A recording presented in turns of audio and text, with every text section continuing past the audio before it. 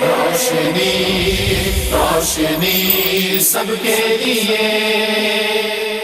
اللہ سبحانہ و تعالیٰ کے نام پاک سے آغاز جو بڑا مہربان نہایت رحم فرمانے والا ہے، اور کروڑوں درود و سلام ہمارے اور آپ کے آقا حضرت احمد مجتبی محمد مصطفیٰ صلی اللہ علیہ وآلہ وسلم پر کہ آپ کی خدمت اقدس میں ہدایہ درود پیش کرنا اہل ایمان کے لیے دنیا اور آخرت میں کامیابی، بھلائی، فلاح، نجات اور بلندی درجات کا ذریعہ ہے۔ اللہم صلی علی سیدنا و مولانا محمد وعلی آل سیدنا و مولانا محمد وبارک وسلم۔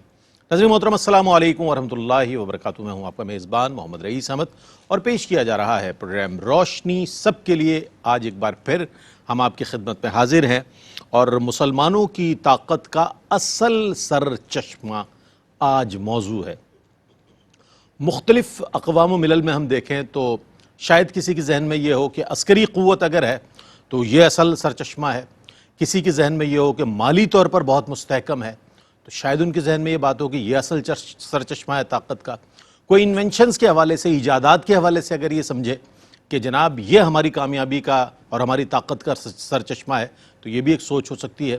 کوئی افرادی قوت کے طور پر یہ سمجھے کہ ہم پاپولیشن میں بہت زیادہ ہیں تو شاید ہماری طاقت بہت زیادہ ہے۔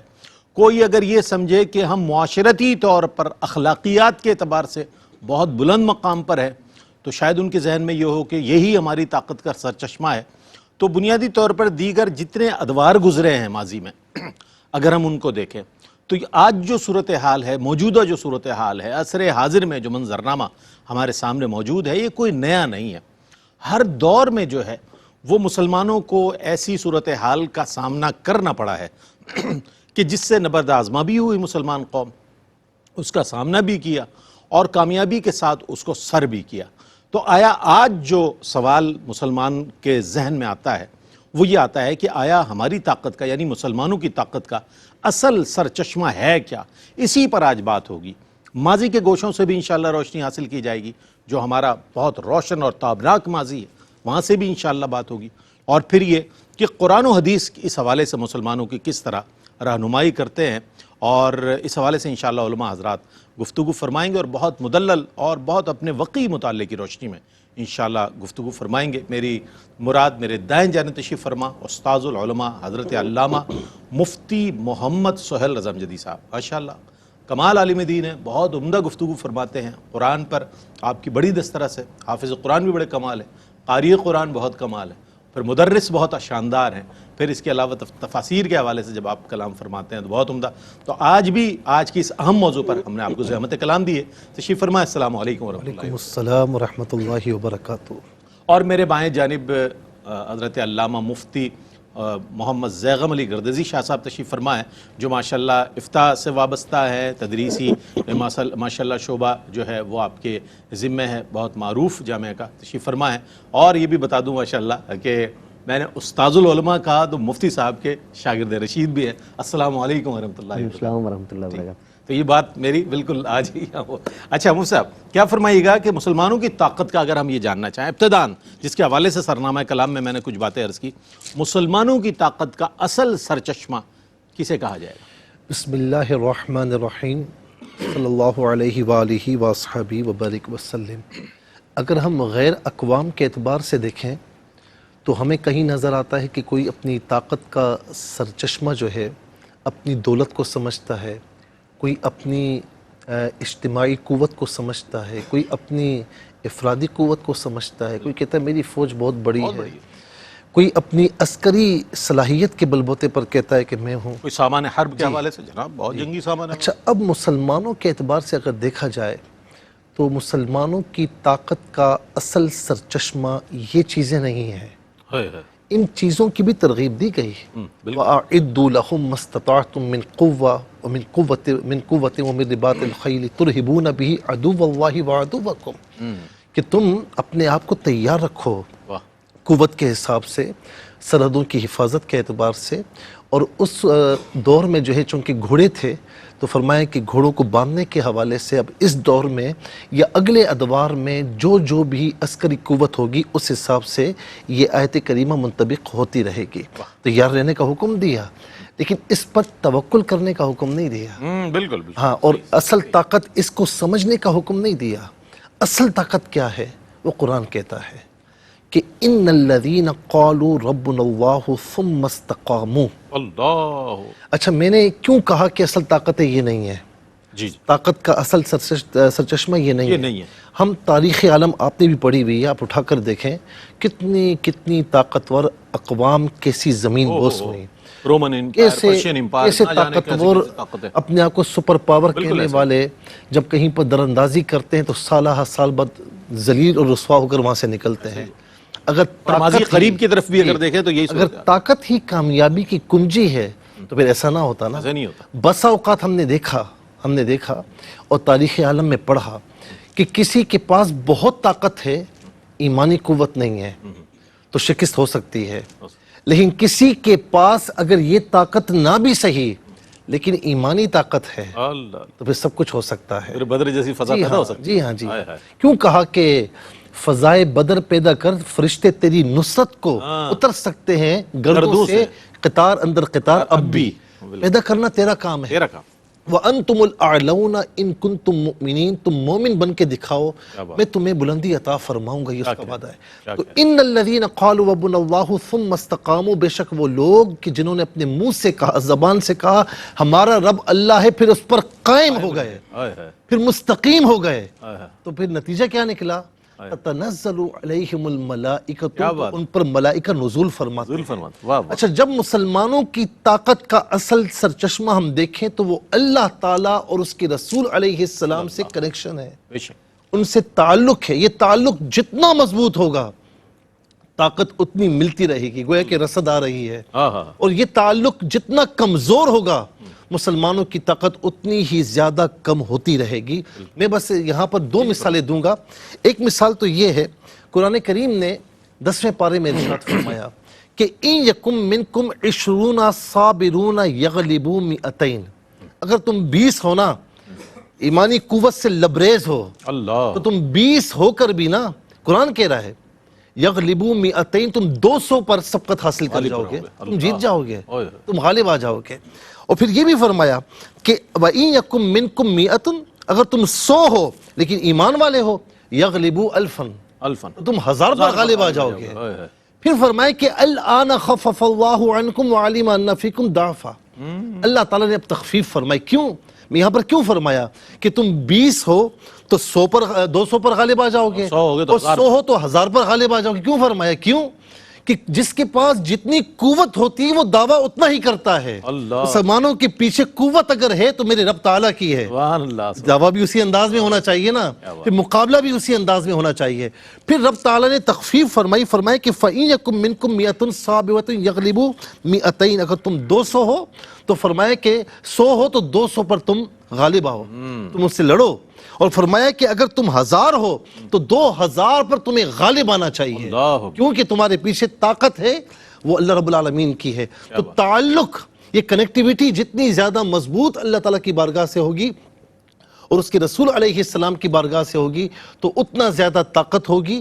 گویا کہ طاقت کا اصل سرچشمہ ہمارے پاس ہے. اگر اس میں کمی ہے، کمزوری ہے یا کنیکشن ختم ہو رہا ہے تو سمجھ گئے کہ ہمارے پاس کچھ بھی نہیں ہے. اللہ اکبر. میں نے عرض کیا تھا کہ قرآن کریم کی روشنی میں، احادیث مبارکہ کی روشنی میں جو ہے اپنے سوالات کے جوابات انشاءاللہ عنایت فرمائیں گے. ہمارے اسکالرز بہت خوبصورت انداز میں حضرت علامہ مفتی محمد سہیل اعظم جدی صاحب اپنے جواب کو مکمل فرما رہے تھے. اگلا سوال جو ہے اسی سے ریلیونٹ ہے اور بہت ہی اہم سوال ہے.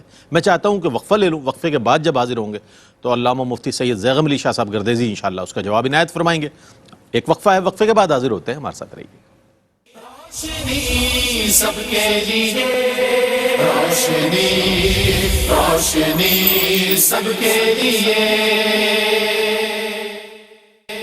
جی ناظرین، آپ کا خیر مقدم ہے. مسلمانوں کی طاقت کا اصل سرچشمہ آج ہمارا موضوع ہے اور اس پر بات ہو رہی ہے. علامہ مفتی محمد سہیل اعظم جدی صاحب نے بہت اچھے انداز میں اس موضوع پر ہی جو سوال موجود تھا براہ راست اس پر گفتگو فرمائی.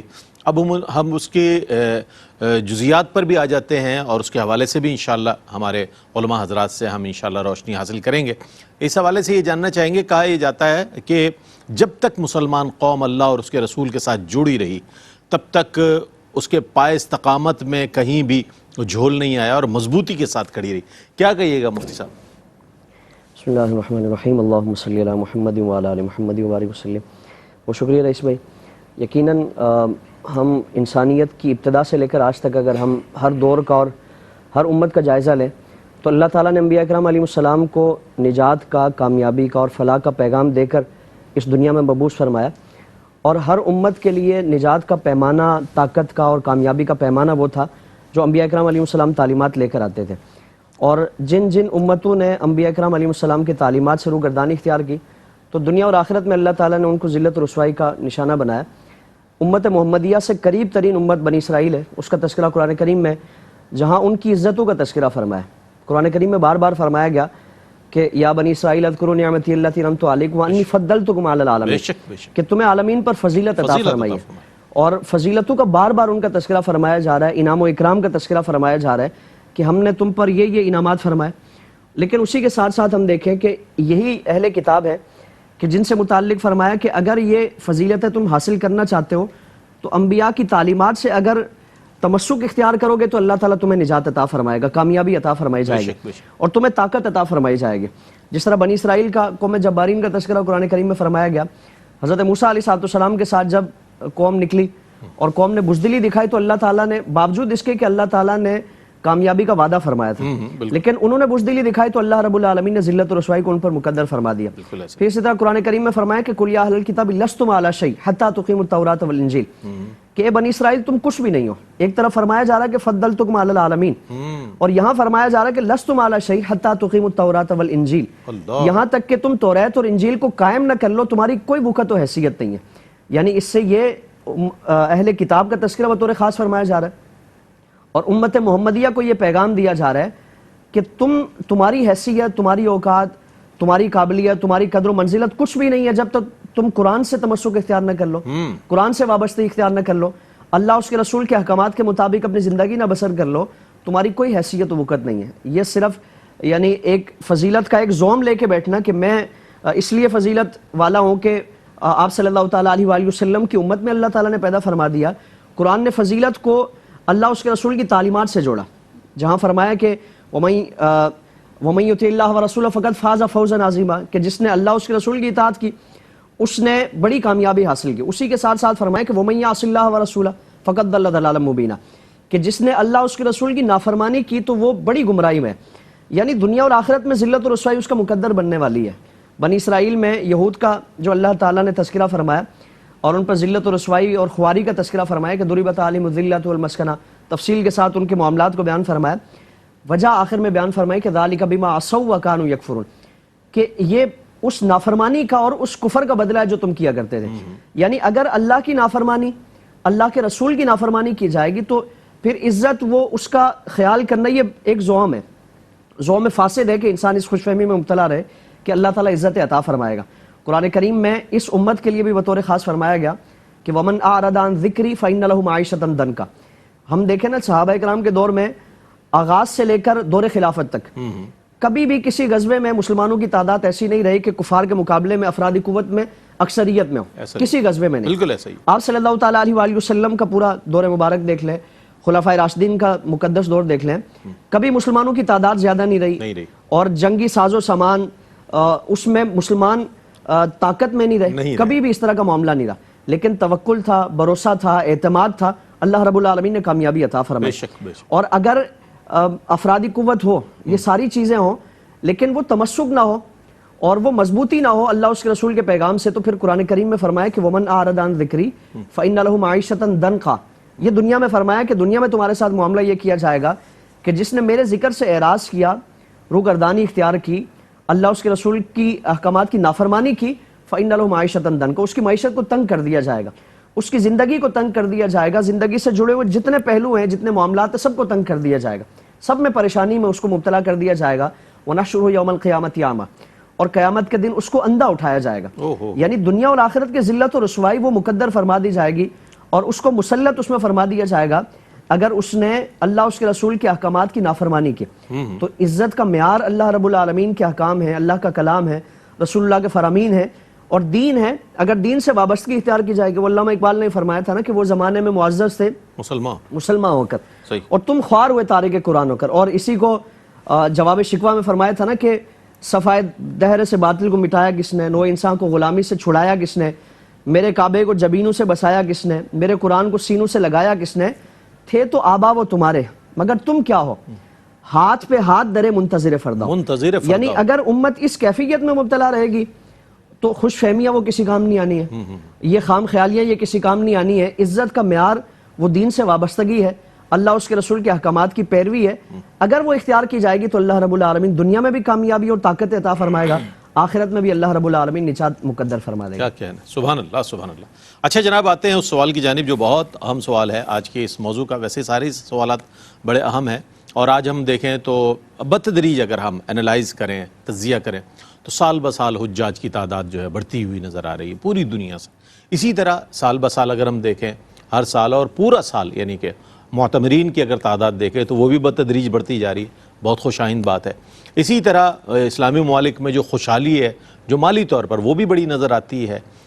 لیکن کہا یہ جاتا ہے، جو اصل بات سوال کی جانب میں آتا ہوں، کہ اللہ سے محبت جو ہے اس کے حوالے سے ہم بات کریں گے. کہنے کو تو اللہ سے محبت ہی سب سے زیادہ جو ہے وہ ہونی چاہیے ہے، لیکن عملاً اور حقیقتاً ہم یہ جاننا چاہیں گے کہ کیا ایسا ہے، جبکہ جو موجودہ منظرنامہ ہے وہ کچھ اور منظرنامہ پیش کر رہا ہے. کیا کہیے گا مفتی صاحب اس حوالے سے؟ آپ نے جو بات فرمائی کہ لاکھوں لوگ حج کرنے کے لیے جاتے ہیں، معتمرین عمرہ کرنے کے لیے جاتے ہیں، تو ایک اندازے کے مطابق میرے خیال میں دنیا میں پاکستان کا دوسرا نمبر ہے حجاج جتنے لوگ حجاج حج کرنے کے لیے یا عمرہ کرنے، اور معتمرین کے لیے پہلا نمبر ہے. اور میں یہ کہوں گا کہ پھر ایمانداری میں بھی پہلا نمبر ہونا چاہیے. ہمارے تو سارے حاجی ثناء اللہ ہونے چاہیے پھر. ہاں، حاجی عبداللہ ہونے چاہیے سارے. تو اللہ تعالیٰ کرے کہ ہم عمل کرنے کے قریب ہوں، ہم میدان عمل میں آئے. ہم عمل سے بہت دور ہیں. دوسری بات جو آپ نے فرمائی کہ اللہ تعالیٰ اس کے رسول کی جو محبت ہے جو سوال میں شامل ہے، کیا یہ مطلب اگر ہے جو کہ ہم سب دعویٰ کرتے ہیں، تو سب کسی مجمع میں جائے نا، اللہ تعالیٰ اس کے رسول سے کون محبت کرے گا، تو یعنی ہم سارے کے سارے دونوں ہاتھ کھڑے کریں، بالکل، کیونکہ دعوے میں ہم سب سے آگے ہیں. لیکن دلیل ہمارے پاس کیا ہے؟ دنیا دلیل مانگتی ہے. اب عدالت بھی کچھ لے کر جائیں، کہیں پروف کیا ہے آپ کے پاس، کیا شواہد ہے آپ کے پاس، کون گواہ ہے، اس کے بغیر کوئی قابل قبول نہیں ہے. تو میں یہ کہتا ہوں کہ اگر اسی طرح ہم اپنی قبروں میں گئے اور ہم سے سوال ہوا، ہم جواب دیں اور کہیں، اور ہم سے مانگ لیا گیا پروف کے پروف کیا ہے تمہارے پاس، دلیل کیا ہے، ہم کیا دیں گے؟ ہمارے پاس دیکھیں نا، مثال کے طور پر آپ کہیں گے مفتی صاحب کیسی باتیں کر رہے ہیں، ناظرین و سامعین بھی کہہ سکتے، تو میں کہوں گا کہ جی والذین آمنوا اشد حبا للہ، بے شک کہ ایمان والا سب سے بڑھ کر اللہ تعالیٰ سے محبت کرتا ہے. پھر سورہ توبہ کی اس آیت کی طرف آ جائے، قل ان کان آباؤکم وابناؤکم، 8 چیزیں کہ جن سے انسان سب سے زیادہ محبت کرتا ہے، فرمایا کرو. لیکن یہ چیزیں، ان چیزوں کی محبت اللہ تعالیٰ اور اس کے رسول اور جہاد فی سبیل اللہ، ان محبتوں سے بڑھنے نہ پائے. سب سے زیادہ محبت ہو تو ان سے ہو. کیا بات ہے، سبحان اللہ. یہ چیزیں ہمیں دیکھنی چاہیے نا. اب محبت کا عملی ثبوت بھی ہوتا ہے میرے بھائی، تقاضے بھی ہوتے ہیں. اب مثال کے طور پر ہم اگر اللہ تعالیٰ اور اس کے رسول سے محبت کرتے ہیں تو تقاضوں پر کیا عمل کرتے ہیں؟ مثال کے طور پر نماز، روزہ، حج، زکوٰۃ. ابھی ماہ رمضان گزرا نا، جی بالکل. روزہ نہ رکھنے کے حوالے سے کتنے لوگ آ کر ہیل اور حجتیں کرتے ہیں کہ جی مجھے یہ بیماری ہے، مجھے یہ ہے، مجھے وہ ہے. مطلب ذرا سا کوئی عذر ہے نہیں، لیکن یہ ہوتا ہے کہ بس روزہ چھوٹ جائے، شریعت کی مہر بھی لگ جائے، سستا بھی مل جائے. مفتی صاحب کہہ دیں ٹھیک ہے نہ رکھو روزہ، بات مفتی صاحب کہہ دیں. کتنے لوگ ہیں جو میرے پاس آتے ہیں. اچھا کہتے بھی ہیں کہ مفتی صاحب سے اپنی اچھی سیٹنگ یار پوچھ لوں گا میں. جی جی، انہیں نہیں پتا کہ یہاں کوئی سیٹنگ نہیں ہے. قرآن و حدیث سے ہی بتائیں گے، جب مسئلہ بتائیں گے. تھوڑی چلتی ہے، جو اللہ تعالیٰ نے فرمایا اس کے رسول نے فرمایا.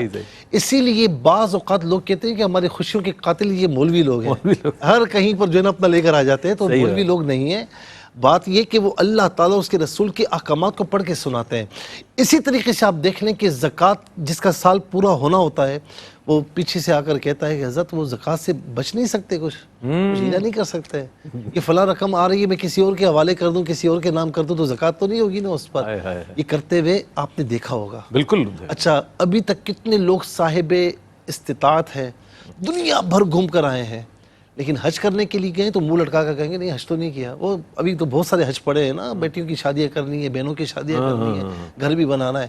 دنیا گھومتے ہوئے یاد نہیں آیا, لیکن جہاں پر حج کی بات آ جائے تو یہ سارے حج یاد آ جاتے ہیں. اس کا مطلب کیا ہے کہ ہم نے اللہ تعالیٰ اور اس کے رسول کی محبت کو نا ثانوی درجہ دیا ہوا ہے, بلکہ ثانوی سے بھی ہم نے پرائیورٹی نہیں دی. اچھا نمازیں پڑھتے ہیں, ترجیح نہیں دی. اول نماز نہیں پڑھتے, اگر پڑھتے بھی ہیں تو پھولے نہیں سماتے. اللہ, میں پکا نمازی ہوں, میں یہ ہوں. یہی وجہ ہے کہ اچھا نمازیں پڑھتے بھی ہیں تو تقاضوں کے مطابق نہیں پڑھتے. علامہ اقبال نے فرمایا تھا نا کہ سجدوں سے تیرے کیا ہوا, صدیاں گزر گئیں, دنیا تیری بدل دے ایسا سجدہ تلاش کر. تو کر تو صحیح. اگر ہم اللہ تعالیٰ اس کے رسول سے محبت کرتے ہیں تو پھر محبت کا عملی ثبوت احکامات پر عمل کرنے کے ذریعے ہونا چاہیے. اچھا آج ہمارے درمیان آپ دیکھ لیں کہ حقوق العباد کے معاملے میں کتنا عمل ہو رہا ہے, والدین کی کتنی نافرمانیاں ہو رہی ہیں, کتنی فرما برداریاں ہو رہی ہیں, کسی سے ڈھکا چھپا نہیں ہے. بالکل ایسا. کوئی کاروبار کر رہا ہے تو اس میں ہر برا کام ہو رہا ہی نہیں ہو رہا, دو نمبریاں آپ کے سامنے دو نمبریاں ہو رہی ہے نہیں ہو رہی ہیں, یا بلیک مارکیٹنگ ہو رہی ہے نہیں ہو رہی, ذخیرہ اندوزی ہو رہی ہے نہیں, اور باہر لکھا ہوا یہ سب تمہارا کرم ہے, آقا کے بعد اب تک بس. ذرا سا اپنے آپ پر بھی غور کیجئے نا. ہر چیز کا اگر پوچھے نا, یار ہمارے زوال کے ذمہ دار نا وہ لوگ ہیں, وہ لوگ آ کر کہتے ہیں کہ آپ الٹے پڑے سوئے رہو, وہ لوگ آ کر کہتے ہیں کہ آپ جھوٹ بولتے رہو, وہ لوگ آ کر کہتے ہیں کہ آپ مسلمان کو دھوکہ دو. کچھ باتیں ہماری ذمہ داریاں ہیں, جو آپ کی ذمہ داریاں ہیں وہ پوری کریں. اگر آپ پوری نہیں کرو گے نا تو پھر یہی دن دیکھنے پڑیں گے جو آج دیکھنا نصیب ہو رہے ہیں. ایسا ہی ہے. میں کہتا ہوں شو میں قسمت, ہماری بدقسمتی ہے کہ یہ دن ہمارے سامنے ہے کہ وہ 313 تھے, 313 تھے, 3 گناہ پر غالب آ گئے. اور یہ ایک مثال نہیں ہے, کئی مثالیں ہیں, 57 ممالک بھری ہوئی ہے. 57 کنٹریز. آج آپ دیکھ لیں کہ 2.25 ارب کے قریب مسلمان ہیں, بالکل ایسا ہی, لیکن کچھ بھی نہیں کر پا رہے. تو یہ ہمارا المیہ ہے. قرآن نے اس پر فرمایا یا ایھا الذین آمنوا اذا لقیتم فئۃ, جب تمہاری ملاقات یعنی تمہارا آمنا سامنا کسی لشکر سے ہو جائے نا تو فرمائے اے ایمان والو فثبتوا, ثابت قدم رہنا, پیچھے نہیں مڑنا. فثبتوا واذکروا اللہ, اللہ کو یاد کرنا, بہت زیادہ یاد کرنا, لعلکم تفلحون, تم کامیاب ہو جاؤ گے. اور پھر اس کے بعد یہ بھی فرمایا, یہ بڑی پیاری بات ہے, وَأَطِيعُوا اللَّهَ وَرَسُولَهُ, اللہ اور اس کے رسول کی اطاعت کرنا. سبحان اللہ. وَلَا تَنَازَعُوا, آپس میں اختلاف نہ کرنا, جھگڑے نہ کرنا. فَتَفْشَلُوا, اگر ایسا کرو گے تو بزدل ہو جاؤ گے. وَتَذْهَبَ رِيحُكُمْ, تمہاری ساری طاقت نکل جائے گی, ہوا اکھڑ جائے گی, ہوا اکھڑ جائے گی, یعنی کہا طاقت نکل جائے گی تمہاری, تم کچھ بھی نہیں کر پاؤ گے. اچھا اس کی ایک مثال آپ دیکھ لیں کہ جنگ احد میں, اچھا والا دیا, یہاں جہاں پر درے کے پاس جبل الرمات پہ حضرت حضور نبی کریم صلی اللہ علیہ وسلم نے 50 تیر اندازوں کو کھڑا ہونے کا حکم دیا تھا. اچھا جانے انجانے میں ان سے خطا ہوئی کہ وہ کچھ اور سمجھے اور وہ پلٹ کر آ گئے. اللہ رب العالمین نے کیا کیا, دکھا دیا نا کہ تم جب بھی جانے انجانے میں کسی طریقے سے بھی اگر اللہ کے رسول صلی اللہ علیہ وسلم کی اتباع سے دور ہو جاؤ لمحہ بھر کے لیے بھی, پھر کیا ہوا, جب پھر مسلمان جمع ہوئے اسی جنگ میں, پھر مسلمان جمع ہوئے اور ایک واقعہ ہمارے سامنے کہ کس طرح صحابہ کرام نے اپنی جانیں حضور نبی کریم علیہ السلام پر پیش کی. کوئی ڈھال بنا ہوا ہے, کوئی تیر پہ تیر کھا رہا ہے, کوئی سامنے تیر کھا رہا ہے, خواتین بھی آگے بڑھی ہوئی ہیں, اور پھر اللہ رب العالمین نے کرم فرمایا. اس کا مطلب کیا ہے کہ جب بھی ذرا سا بھی تم روگردانی کرو گے تمہیں دکھایا جائے گا. اور مسلمان آپس میں نہ لڑیں. اب یہاں پر اس دور کے حساب سے میں کہوں گا آپس میں نہ لڑیں, جہاں لڑو گے تمہاری ہوا اکھڑ جائے گی, کچھ بھی نہیں کر پاؤ گے. یہ قرآن کے الفاظ ہیں, ہوا اکھڑ جائے گی اگر اللہ اور اس کے رسول کے فرمان سے روح گردانی کرو گے. اور مفتی صاحب نے جو حوالہ دیا جبل احد, اگر آپ جائیں اللہ تعالیٰ آپ کو لے جائے اور وہاں کھڑے ہو کر اگر یہ واقعہ جب غزوہ احد آپ نے پڑھا ہو تو آپ کو ایک ایک منظر دکھائی دے گا کہ کیا منظر ہوگا وہ, اللہ اکبر سبحان اللہ. تو یہ نبی کریم علیہ الصلوۃ والسلام پر, آپ کے صحابہ پر, آپ کے اہل بیت پر کروڑوں درود و سلام کہ انہوں نے اسلام کو ہم تک پہنچایا اور اس کی تعلیمات کو ہم تک پہنچایا. ایک مختصر سا وقفہ ہے, وقفے کے بعد حاضر ہوں گے. کہنے کا مطلب یہ کہ اپنی جانوں کا نذرانہ پیش کر دیا لیکن اسلام کی تعلیمات ہم تک پہنچا دی. ایک وقفہ ہے, وقفے کے بعد حاضر ہوتے ہیں, ہمارے ساتھ رہیے. روشنی سب کے لیے, روشنی سب کے لیے. جی ناظرین, آپ کا خیر مقدم ہے. مسلمانوں کی طاقت کا اصل سرچشمہ اس پر بات ہو رہی ہے, اور وَاعْتَصِمُوا بِحَبْلِ اللَّهِ جَمِيعًا وَلَا تَفَرَّقُوا، کہ اللہ کی رسی یعنی قرآن کو مضبوطی سے تھامے رکھو، آپس میں تفرقہ نہ ڈالو۔ اس حوالے سے بھی بہت خوبصورت انداز میں ہمارے جو اسکالرز ہیں انہوں نے کلام فرمایا کہ آیا امت مسلمہ کی طاقت کا اصل سر چشمہ کیا ہے؟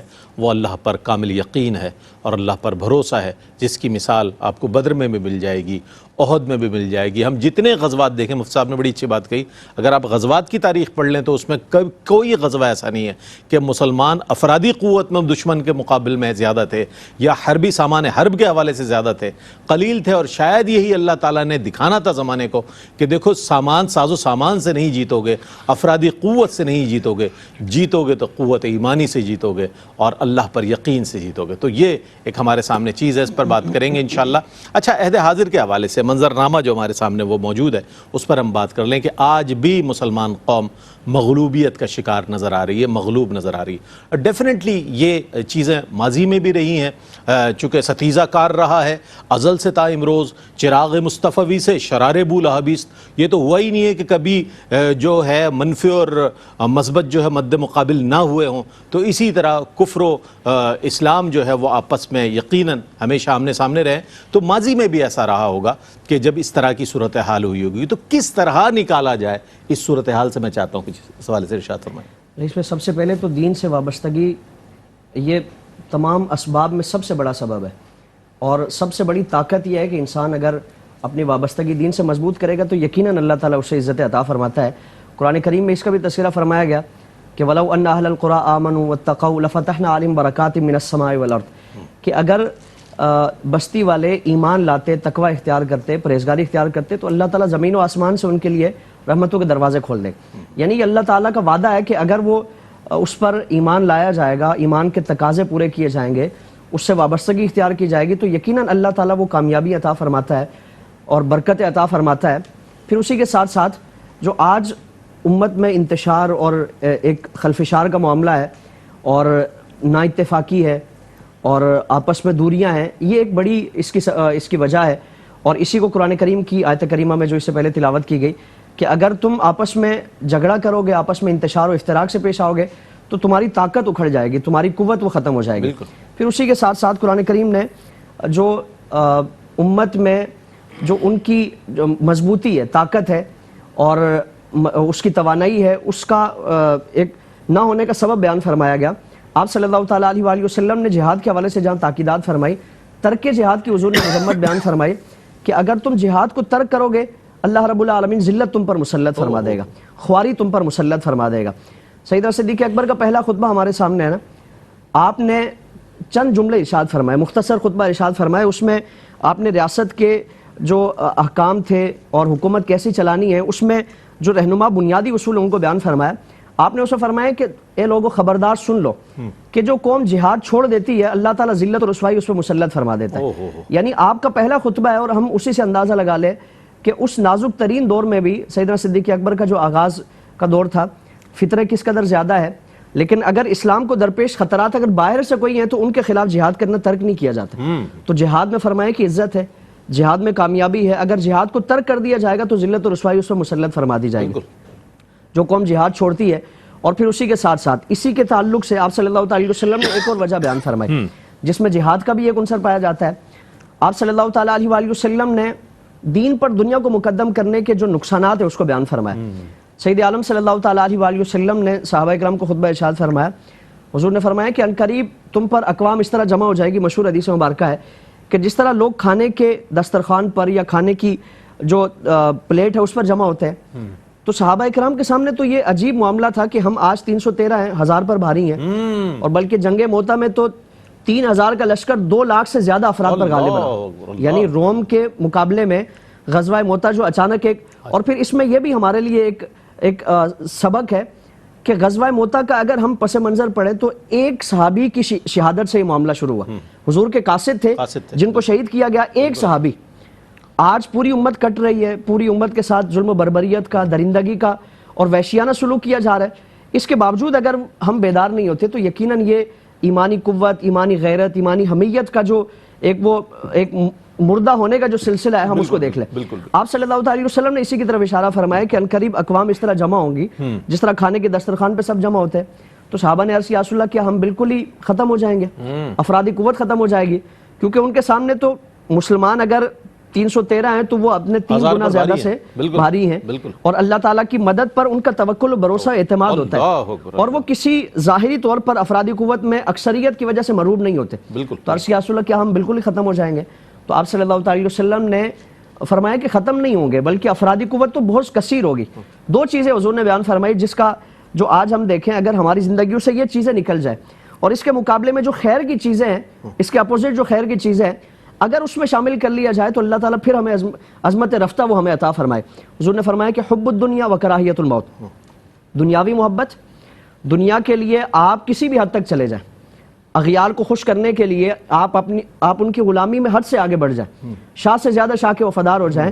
یہ فرمایا کہ حب الدنیا, آج اپنی عیاشیوں کے لیے, اپنے عیش و عشرت کے لیے, دنیاوی آسائشوں کے لیے ہم کسی طاقتور ملک سے ٹکر نہیں لیتے کہ ہمارے معاملات وہ منقطع ہو جائیں گے, معیشت میں عدم استحکام آ جائے گا اور دیگر اس طرح کی پریشانیاں آ جائیں گی, پابندیوں کا شکار ہو جائیں گے. حب الدنیا, حضور نے یہ سبب بیان فرمایا کہ اگر دنیاوی محبت غالب آ جائے گی, اور دوسرا فرمایا کہ کراہیت الموت, حق کے لیے لڑنا, حق کے لیے مرنا, حق کے لیے اپنے آپ کو مٹا دینا, یہ تمہارے لیے بڑا دشوار ہو جائے گا, بڑی تمہارے لیے پریشانی ہو جائے گی کہ تم اپنے مد مقابل کا سامنا کیسے کرو.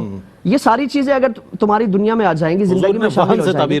آپ صلی اللہ علیہ وسلم نے وہن اس کو فرمایا کہ عنقریب تم وہن کا شکار ہو جاؤ گے. تو آج امت کی ذب و حالی کا اگر جائزہ لیں, اسباب کو دیکھیں, تو یہ ساری چیزیں روزے روشن کی طرح ہیں. حضور نے آج سے 1450 سال پہلے اس چیز کا اعلان فرما دیا کہ اگر ان مفاسد کو اختیار کرو گے تو یقیناً یہ ذلت اور رسوائی, یہ خواری تم پر مسلط فرما دی جائے گی. اور اگر تم چاہتے ہو کہ وہی عظمت رفتہ حاصل کرو تو پھر یقیناً اس کا واحد حل کیا ہے کہ قرآن سے وابستگی اختیار کی جائے, دین سے وابستگی اختیار کی جائے.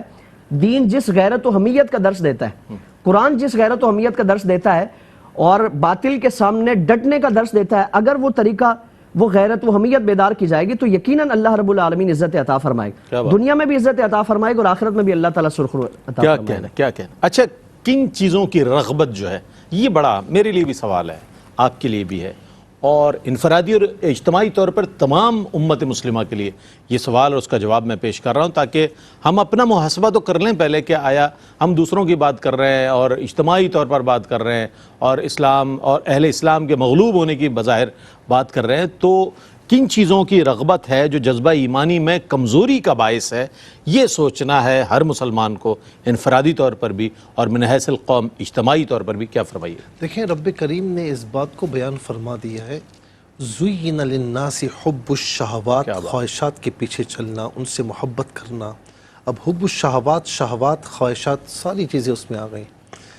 زُيِّنَ لِلنَّاسِ حُبُّ الشَّهَوَاتِ مِنَ النِّسَاءِ, عورتیں, والبنین, بچے, والقناطیر المقنطرہ, سونے چاندی کے ڈھیر. پھر اس کے بعد سونے چاندی کا ذکر ہے, پھر اس کے بعد سواریوں کا ذکر ہے. پھر یہ بھی فرمایا کہ ذالک متاع الحیات الدنیا, یہ سارا دنیاوی ساز و سامان ہے. صحیح ہے, سواریوں کا ذکر بھی ہے. تو آج انسان مارا کہاں جاتا ہے, یعنی یوں سمجھ لیجئے کہ دولت کے چکر میں, مال کے چکر میں, جائیداد پروپرٹی کے چکر میں, یا خدا نخواستہ حسن کے چکر میں. اچھا, گاڑیاں, چھوٹی گاڑی ہے تو بڑی آ جائے, بڑی ہے تو ذرا اور زیادہ ہو جائے, جی, سونے چاندی کے ڈھیر لگ جائیں میرے پاس. تو حضور نبی کریم علیہ السلام نے فرمایا نا کہ کسی کو ایک وادی مل جائے تو کہتا ہے دوسری وادی آ جائے, دوسری وادی تیسری آ جائے, قبر کی مٹی پیٹ بھرے گی. رب تعالیٰ فرماتا ہے وَاللَّهُ عِنْدَهُ حُسْنُ الْمَآبِ, جو اللہ کے پاس ہے نا وہ بہت بڑا ہے, بہت بڑا. جو دنیاوی ساز و سامان یہ سارا قلیل ہے. تو تاریخ اس بات کی گواہ ہے کہ انسان نے, یعنی مسلمان نے, جب بھی ان کی طرف دل لگایا نا وہ خائب و خاسر ہوا. اور جب اس نے اللہ تبارک و تعالیٰ سے دل لگایا ہے, اللہ تعالیٰ سے لو لگائی ہے, اس کے محبوب سے لو لگائی ہے, اور ان کے احکامات کے پیچھے چلا ہے, رب تعالیٰ نے اس سے کبھی بھی ذلیل اور رسوا نہیں ہونے دیا, اسے محروم نہیں جانے دیا. اب میں ایک مثال آپ کو دوں, سورہ کہف میں, اصحاب کہف کی مثال. وَرَبَطْنَا عَلَىٰ قُلُوبِهِمْ إِذْ قَامُوا فَقَالُوا, ربنا رب السماوات والارض لن ندعو من دونی الہا لقد قلنا اذا شططا. فرمایا کہ ہم نے ان کے دلوں میں یہ ڈال دیا کہ جب وہ کھڑے ہوئے نا تو انہوں نے کیا کہا, ہمارا رب زمین و آسمان کا رب ہے اور ہم ہرگز اس کے سوا کسی کے آگے نہیں جھکیں گے. یقین اگر اس کے علاوہ ہم کوئی بات کریں گے تو پھر وہ زیادتی ہے. اور پھر آپ یہ دیکھیں کہ پیچھے بادشاہ, اس کے کارندے, یہ 7 نوجوان تھے. 7 نوجوان تھے, 5 کا بھی ذکر ہے, 6 کا بھی, لیکن 7 نوجوان تھے. جب یہ آگے بڑھے انہوں نے کہا ہمارا رب اللہ ہے جو زمین و آسمان کا رب ہے, اس کی سوا کسی کے آگے جھکنا نہیں ہے. تو رب تعالیٰ نے کیا کیا, 309 قمری سال ہجری سال کے مطابق وہ سوئے رہے. اللہ رب العالمین نے محفوظ و مامون فرمایا ان کو. تو یہ ہمیں دیکھنا ہوگا نا کہ جب بھی اس پر توکل کیا ہے, قرآن نے اس واقعے جی اللہ اکبر, کیسے راستے کھولے اللہ رب العالمین نے. کہاں وہ دقیانوس بادشاہ اور کیا کچھ بھی نہیں رہا, لیکن وہ رہے. اللہ رب العالمین نے ان کے ذکر کو باقی رکھا. تو جب بھی مسلمان دنیاوی چیزوں کی طرف جائے گا تو ہمیشہ خائب اور خاسر ہوگا, ناکامی اسے گلے پڑے گی. اور جب اللہ پر توکل کرے گا, اس کے رسول صلی اللہ علیہ وسلم کی فرما برداری کرے گا, اتباع کرے گا, رب تعالیٰ اسے کبھی جھکنے نہیں دے گا. اور ایک بات یاد رکھنا کہ یہ بھی صحیح, یہ بھی صحیح, 2 کشتیوں کے جو سوار ہے نا, میں کہوں گا یہ ختم کر دیں. باطل دوئی پسند, حق لا شریک, شرکت میان حق کو باطل نہ کر قبول. کیا کہنا ہے, کیا پیغام دیجیے گا؟ بہت اہم موضوع ہے اور عصر حاضر کا موضوع ہے. آج اس کو ہم دیکھیں دوسرے پیرائے میں بھی تو ہر جگہ یہ چیز ڈسکس ہو رہی ہے, لیکن ایئر وائی کیو ٹی وی نے الحمدللہ قرآن و حدیث کی روشنی میں جو اصلاحی جو انداز ہوتا ہے اس اعتبار سے اس موضوع کو شامل کیا ہے. میں چاہتا ہوں پیغام دے دیجیے گا, اپنا بڑا ویلیوبل میسج کوئی عنایت فرمائیں. اس میں جہاں قرآن کریم نے ان سارے مضامین کو بیان فرمایا تو ہمارا المیہ یہ ہے کہ ہم قرآن پڑھیں تو یہ ساری چیزیں ہمیں سمجھ آئیں گی نا. اور قرآن کو اتنا ہلکا ہم سمجھ لیتے ہیں کہ رمضان میں شاید کسی کو توفیق ہوتی ہے کہ وہ قرآن پڑھ لیتا ہے, کچھ سپارے پڑھ لیے, یا کسی کی فوتگی پر, یا قرآن کا استعمال کیا جاتا ہے بچی کو رخصت کرتے ہوئے سر پہ اس کا سایہ کر دینا. قرآن کو اپنی زندگیوں میں شریک کریں گے تو اللہ تعالیٰ اس کی برکت عطا فرمائے گا.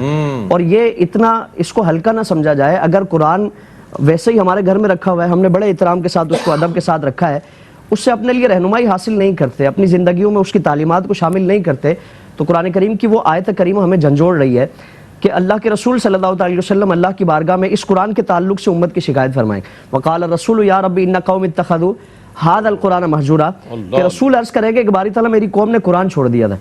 تو وہ قرآن کو چھوڑنے کی وجہ سے جو ذلت و رسوائی, خواری اور جو زندگی میں بگاڑ کا ایک جو سلسلہ ہے اس کو ختم کرنا اگر چاہتے تو قرآن سے جڑ جائیں, اللہ تعالیٰ اس کی برکتیں ہمیں عطا فرمائے گا.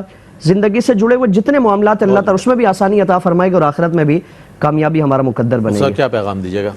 یہ کہوں گا کہ قرآن کریم جو اللہ تبارک و تعالیٰ کی طرف سے ہدایت کا محور و مرکز ہے, ہدایت کا سرچشمہ ہے, آج ہم نے قرآن چھوڑ دیا. میں کسی سے پوچھوں قرآن کی تلاوت کرتے ہو نہیں کرتے؟ نہیں.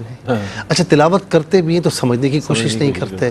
میں یہ کہتا ہوں کہ روزانہ ڈیلی آپ اپنے آپ کو وقت دیتے ہیں, ماں باپ کو دیتے ہیں, بہت اچھی بات ہے, گھر والوں کو دیتے ہیں, اپنی آل اولاد کو دیتے ہیں, کچھ وقت سونے سے پہلے یا صبح کے وقت قرآن کو دیں. روزانہ 10 آیات کریمہ اپنے ذمے باندھ لیں کہ مجھے یہ پڑھنی ہے ترجمے اور تفسیر کے ساتھ. فائدہ کیا ہوگا کہ میرے نبی علیہ السلام نے فرمایا کہ جس نے رات کے کسی حصے میں 10 آیات کریمہ پڑھ لی, اللہ تبارک و تعالیٰ اسے اس کا شمار عبادت گزاروں میں فرمائے گا, غافلین میں نہیں فرمائے گا. 10 آیات ترجمے کے ساتھ تفسیر کے ساتھ پڑھیں, آپ دیکھیں کیسی چینجز آتی ہیں. بہت شکریہ ادا کروں گا مفتی صاحب آپ کی تشریف آوری کا. قبلہ آپ کی تشریف آوری کا بہت شکریہ. ناظرین محترم, آج جو موضوع تھا وہ مسلمانوں کی طاقت کا اصل سرچشمہ, بہت اہم موضوع. اس پر آپ نے دیکھا, اس کو ریپیٹ ٹرانسمیشن میں بھی دیکھ سکتے ہیں اور اپنا محاسبہ بھی ہمیں کرنا چاہیے اس موضوع کے تناظر میں, اور دعا بھی کرنی چاہیے اللہ تعالیٰ امت مسلمہ کو دوبارہ وہ غلبہ عطا فرمائے جو اس کا ماضی اور شاندار تابناک ماضی رہا ہے. اس کے ساتھ ہی اپنے میزبان محمد رئیس احمد کو اجازت دیجیے. اللہ حافظ.